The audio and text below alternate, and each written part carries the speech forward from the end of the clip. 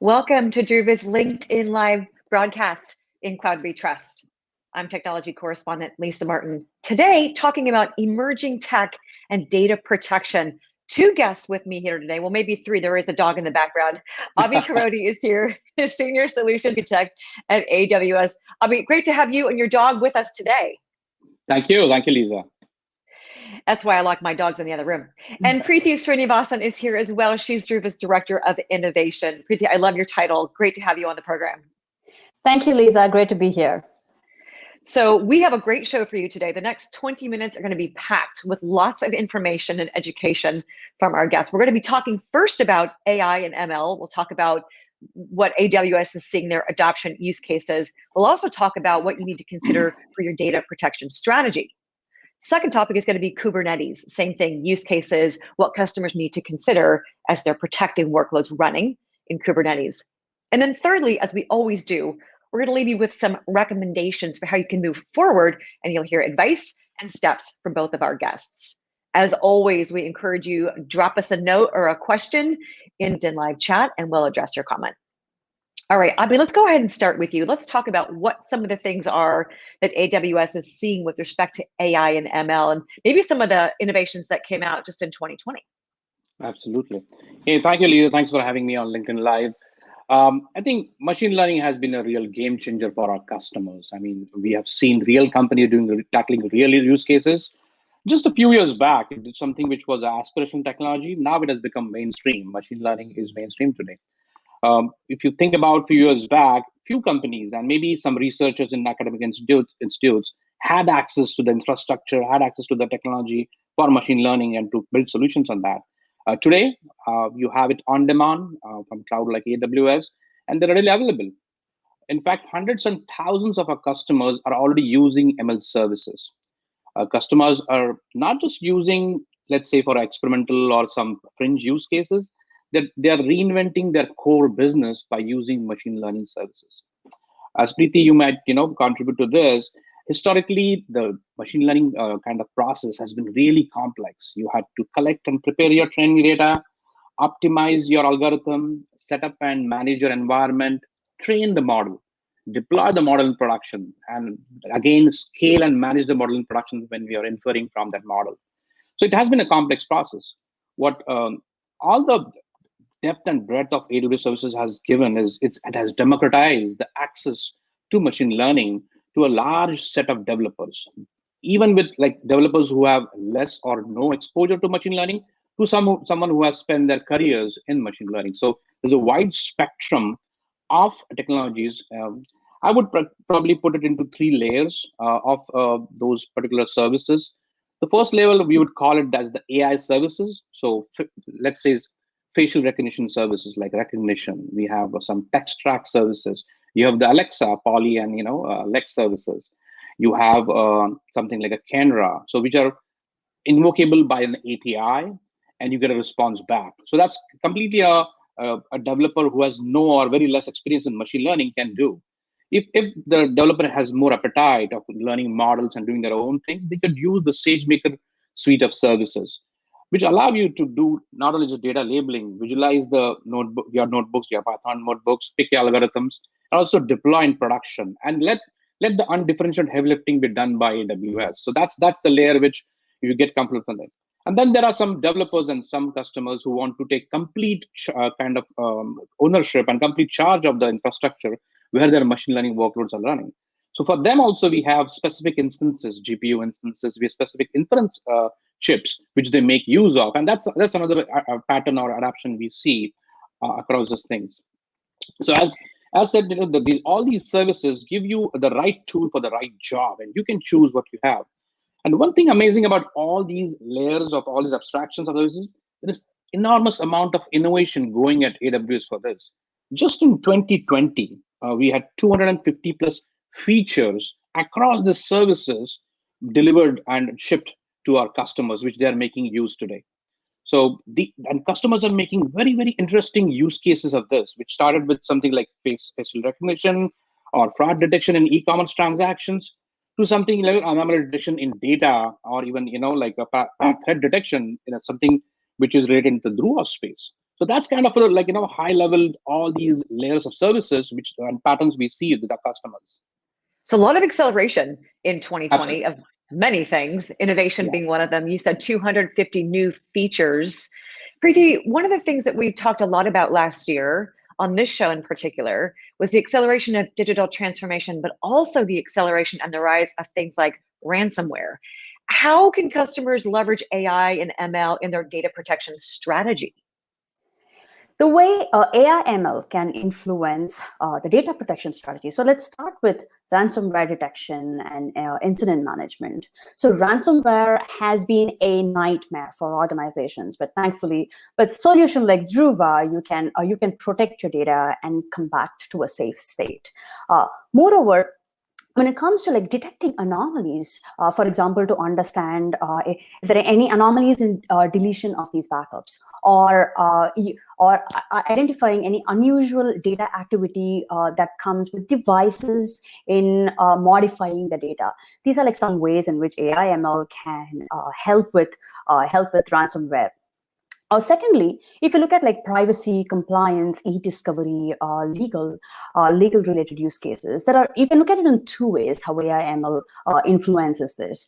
The understanding the intent of the user who's performing these requests, whether they are looking for whether they're looking to satisfy a privacy related request, or is it like an investigation doing based on a litigation or forensics, understanding the intent of the user. And second, understanding the context of the data itself. So what are the similarities in these files, or what are the similarities among these searches and keywords? And so that way, AI ML influences the strategy. And third, radical simplicity and automation. So knowing the SLA, what should be the schedule? When should be the schedule? How should the schedule be staggered? Understanding when your workloads are busy and when these processes can be triggered. Managing or auto scaling these resource utilization that goes along with that. Identifying potential failures, or auto healing, self healing these failures. And in case of communication, communicating to the admin, to the user in the channel where they are active, and also where they manage their support tickets in simple, natural language in an interactive fashion. So these are some ways in which AI ML influences the data protection strategy. So some significant influences there. I like that you talked about radical simplicity. I think I'll take that in every aspect of life.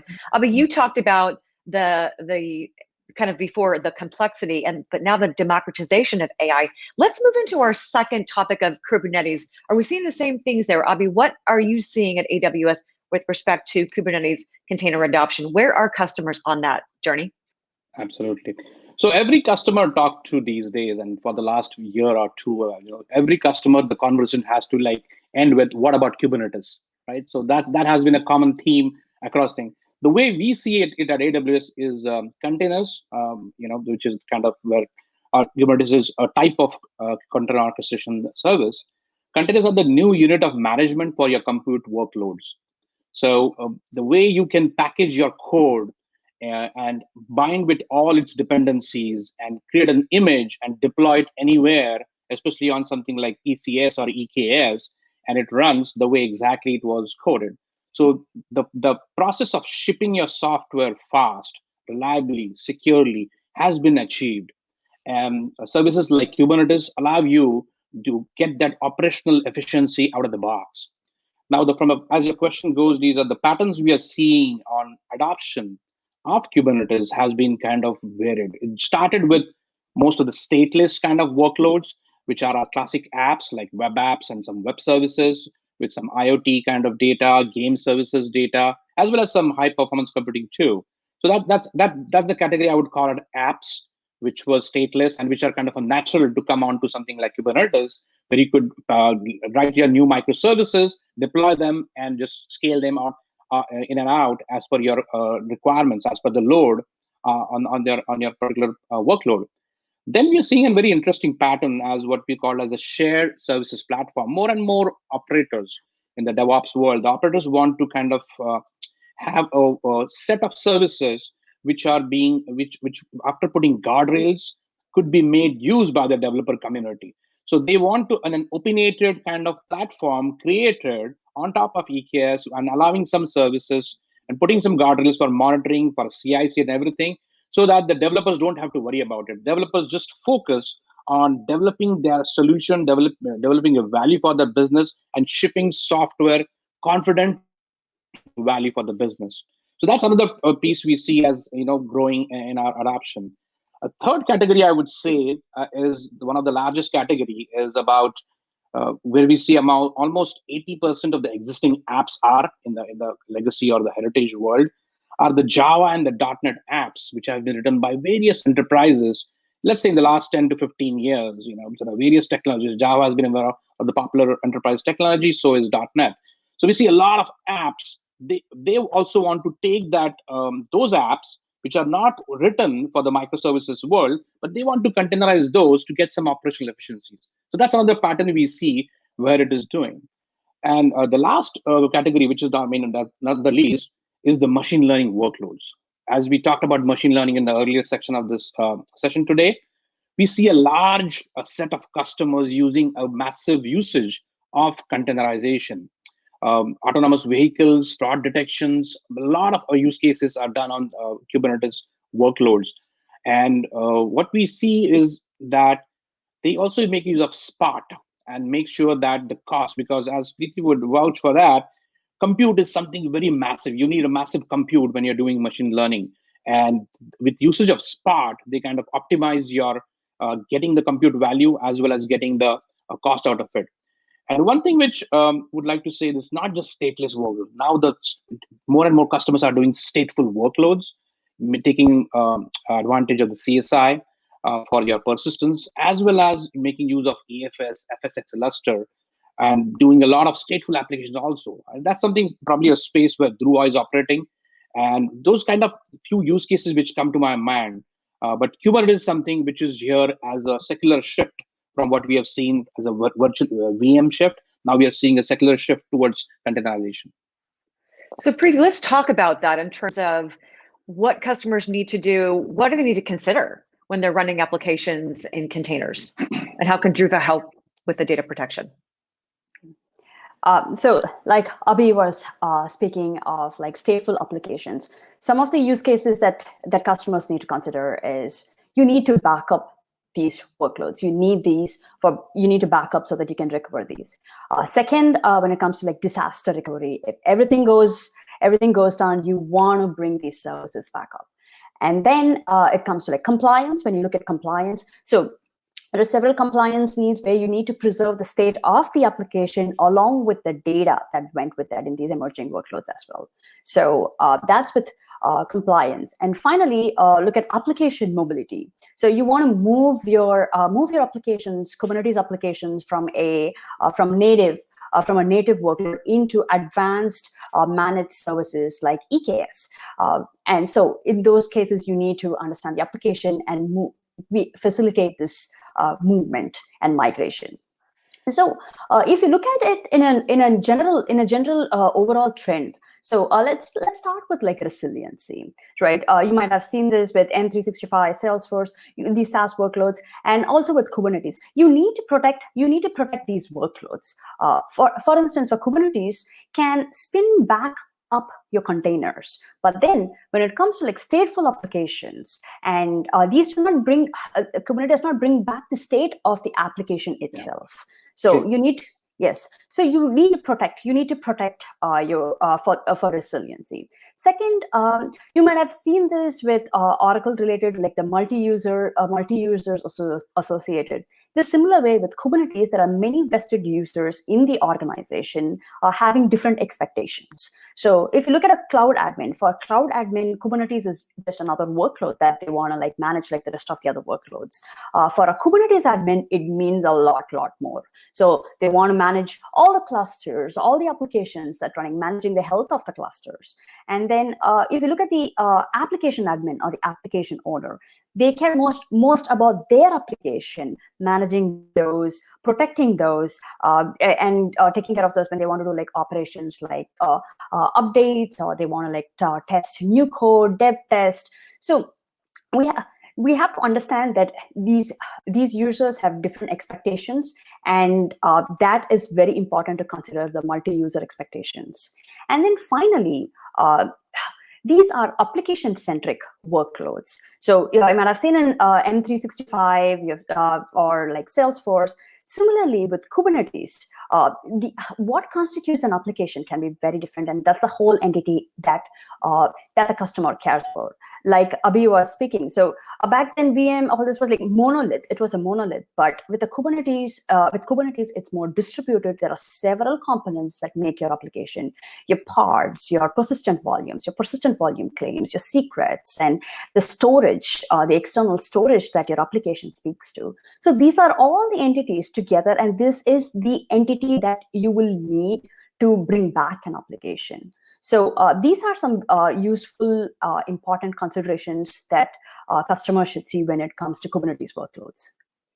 Okay, take us into our third and final section, which is recommendations. I'm going to go back to a point that you made earlier when we were talking about AI and ML, and that is radical simplicity. When you're talking with Druva customers, say it's a customer using Druva to protect Microsoft 365, Salesforce, SaaS application data, how do you walk them through this process of leveraging the emerging technologies and ensuring that their data protection strategy is going to allow them to, whether they're hit with ransomware or they have an e-discovery event or a compliance issue?